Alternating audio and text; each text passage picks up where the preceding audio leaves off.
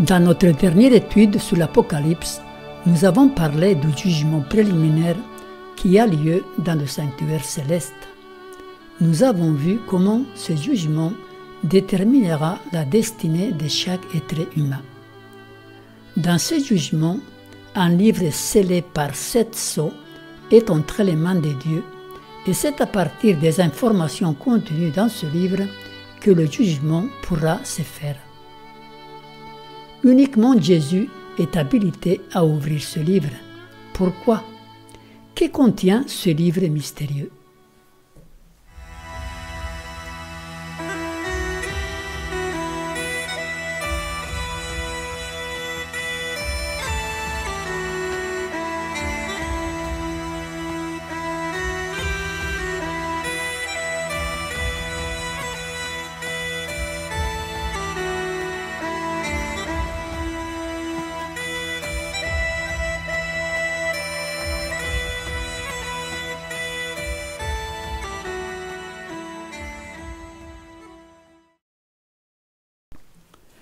Le livre scellé.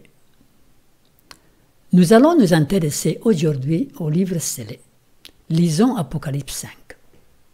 Puis j'ai vu dans la main droite de celui qui était assis sur le trône un livre écrit en dedans et en dehors, scellé de 7 sceaux. Et j'ai vu un ange puissant qui criait d'une voix forte: Qui est digne d'ouvrir le livre et d'en rompre les sceaux? Et personne dans le ciel, ni sur la terre, ni sous la terre, n'ait pu ouvrir le livre, ni le regarder. Et je pleurais beaucoup de ce que personne ne fut trouvé digne d'ouvrir le livre, ni de le regarder.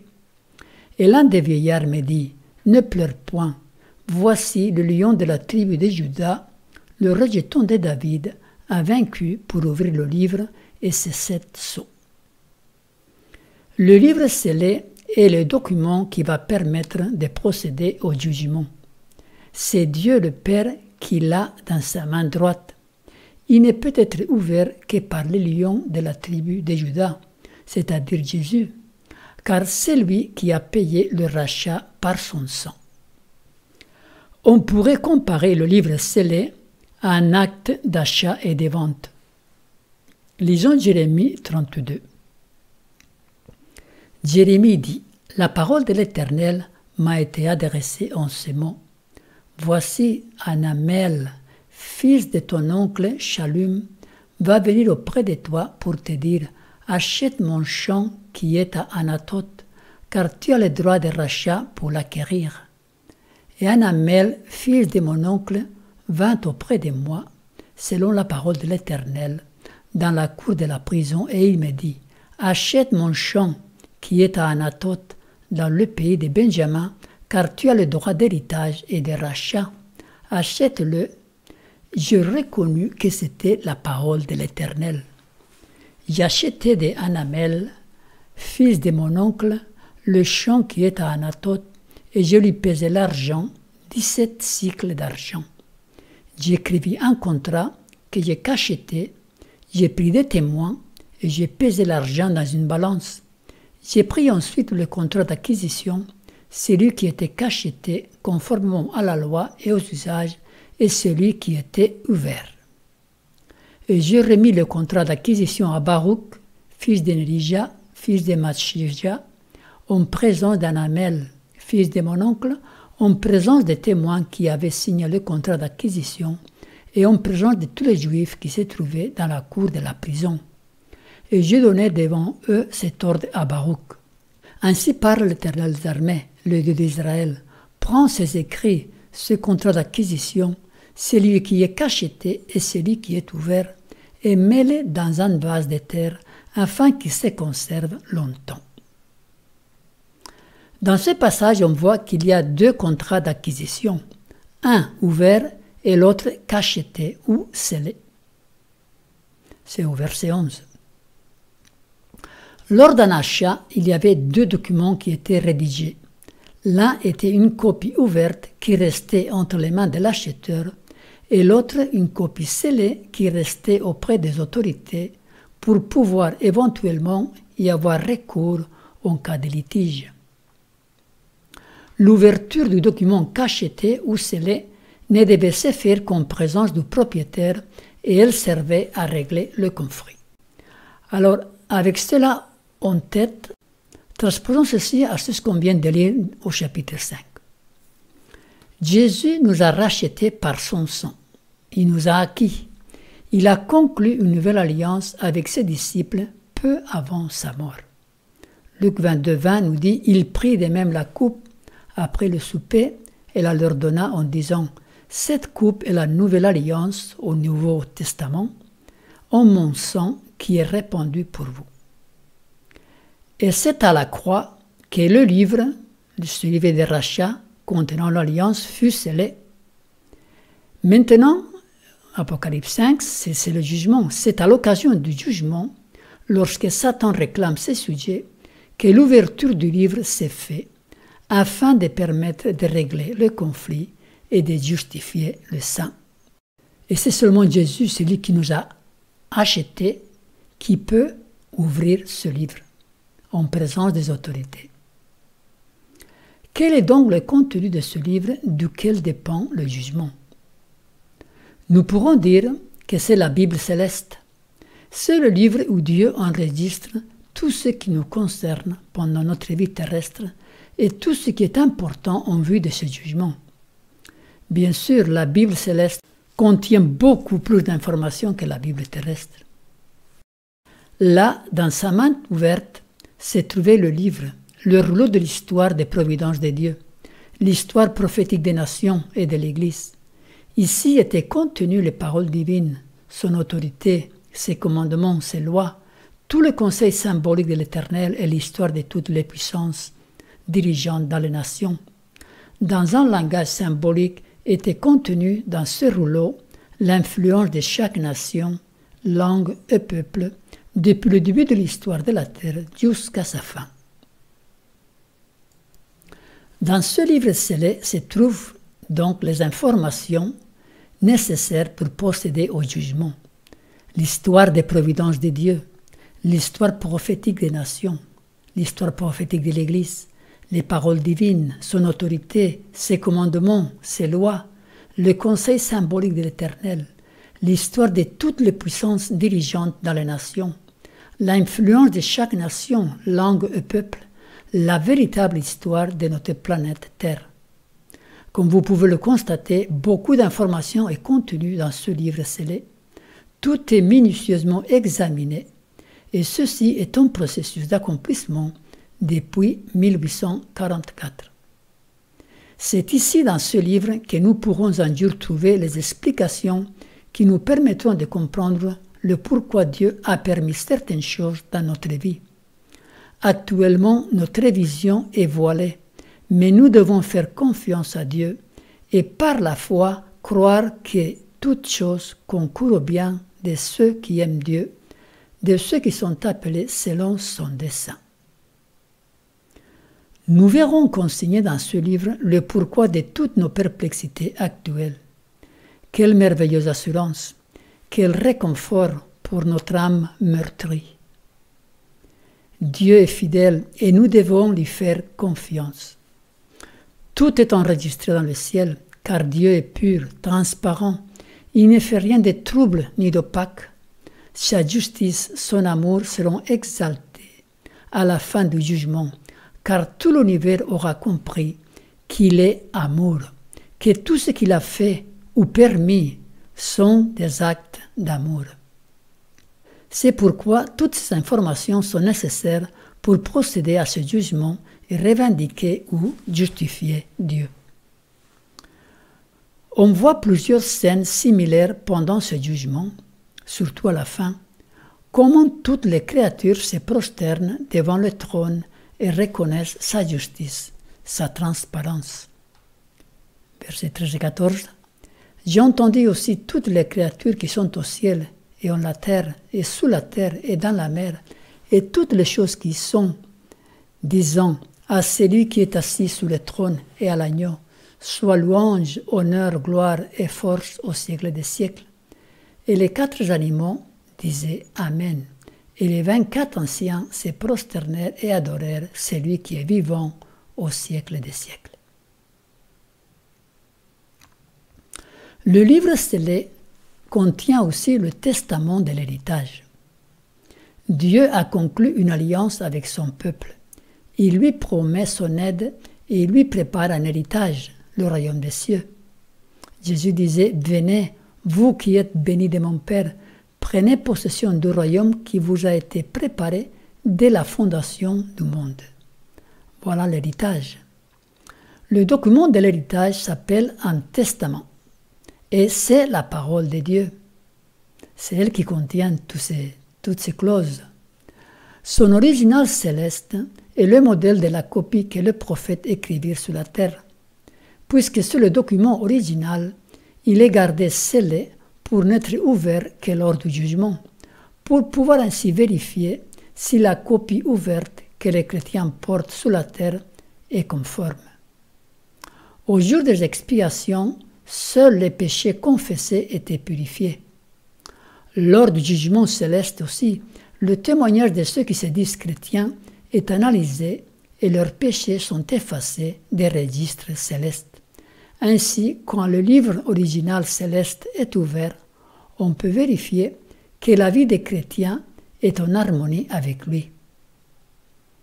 Vers la fin du jugement, alors que le livre céleste sera complètement descellé, lors de l'ouverture du 7e sceau, les saints vivant sur la terre à ce moment-là seront scellés pour que leur témoignage ne puisse plus changer.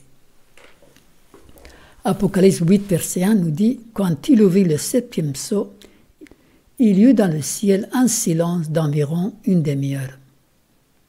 Ce sera pendant ce temps indiqué d'une demi-heure qui précède la fin du temps de grâce que les saints vivants sur terre à la fin des temps seront scellés. » Et ce seulement se trouve dans le chapitre 7 de l'Apocalypse. Et il dit « Ne faites point de mal à la terre, ni à la mer, ni aux arbres, jusqu'à ce que nous ayons marqué du sceau le front des serviteurs de notre Dieu. » Ce sceau est la garantie de la vie éternelle. À partir de là, leurs vies ne peuvent plus changer. C'est là que la déclaration de Jésus prend tout son sens, que celui qui est saint se sanctifie encore. Ce scellement, comme nous avons dit, aura lieu avant la fin du temps de grâce que nous retrouvons au verset 5 du même chapitre 8. Puis l'ange prit l'encensoir, et ayant rempli du feu de l'autel, il le jeta en la terre, et il se fit des tonnerres, des voix, des éclairs et un tremblement de terre. Donc cet événement est encore dans le futur.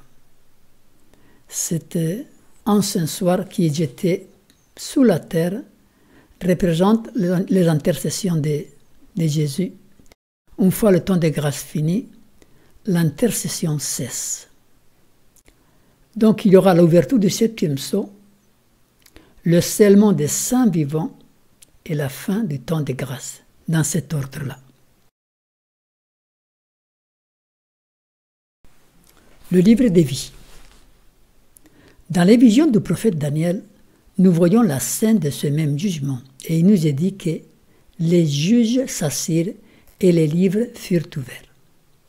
Daniel parle des livres au pluriel. Les livres qui sont ouverts dans ce jugement sont le livre scellé que nous sommes en train d'étudier, mais aussi le livre des vies, qui contient les informations de ceux qui ont professé croire en Dieu. Le livre des vies est ouvert pour justifier ou condamner ceux qui ont leur nom écrit dedans. Certains noms sont retenus, d'autres sont effacés du livre. Exode 32.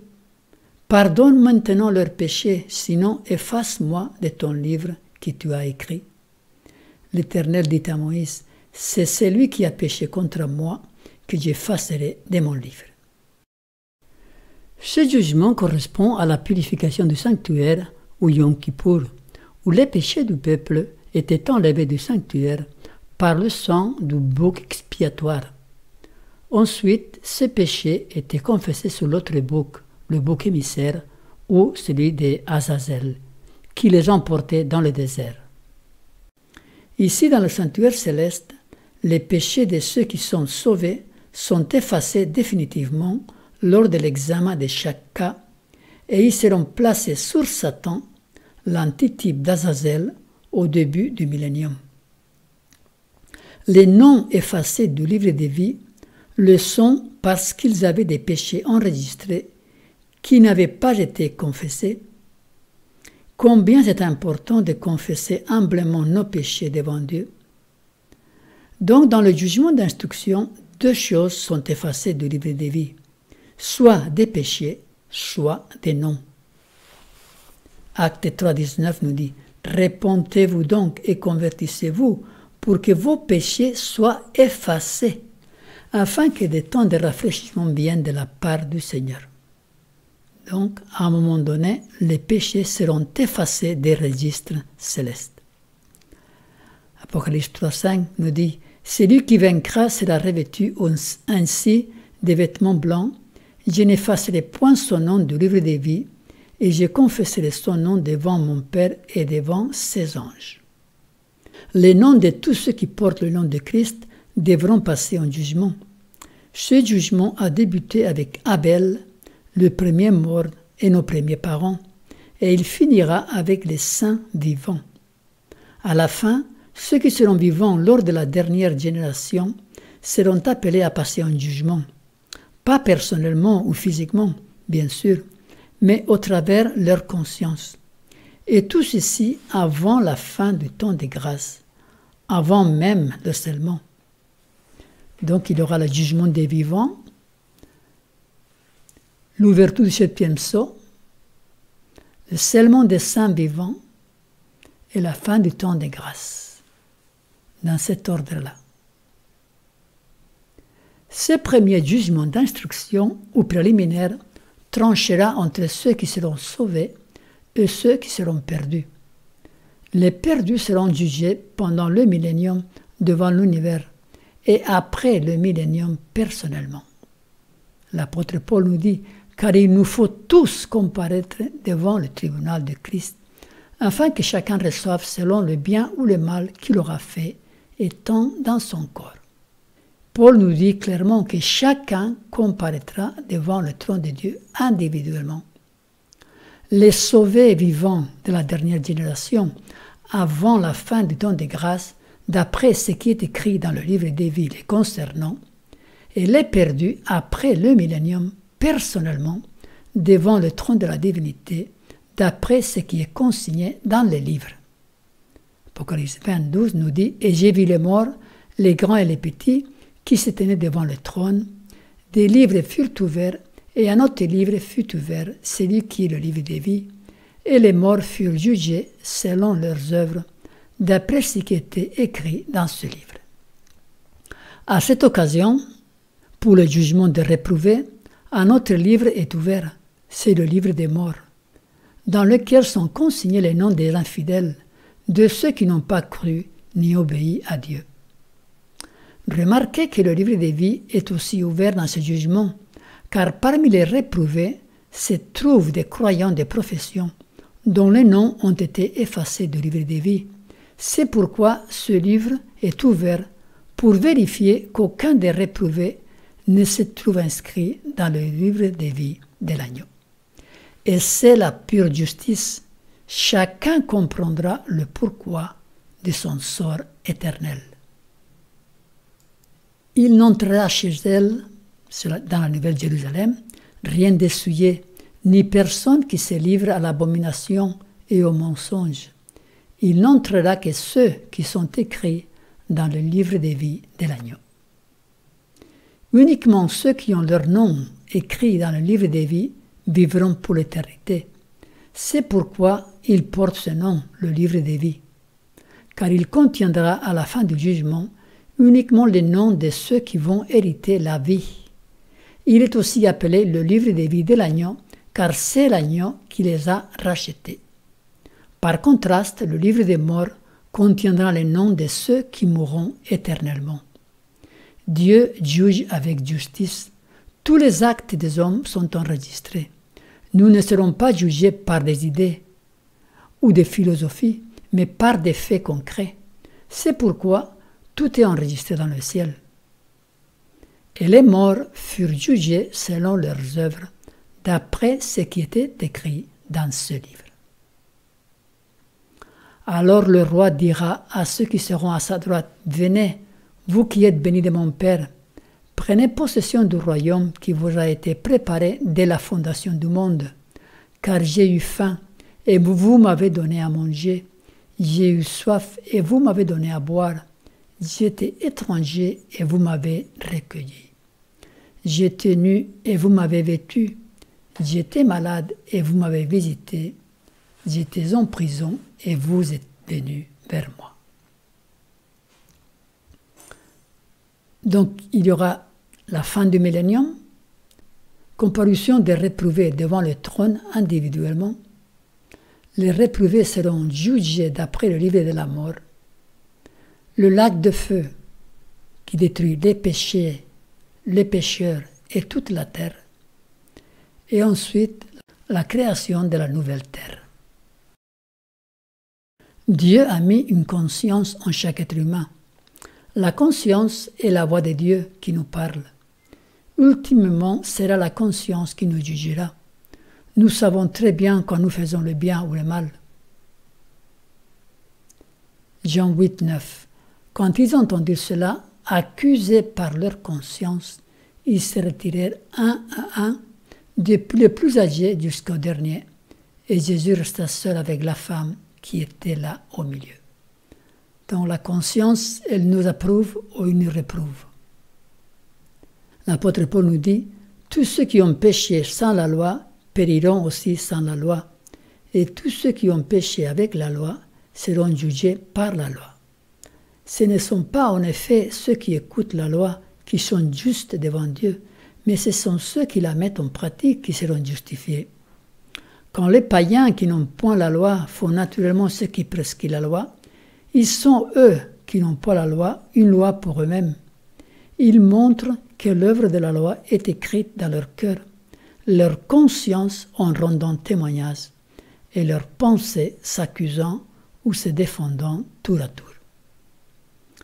Combien c'est important d'avoir une conscience pure devant Dieu et devant les hommes.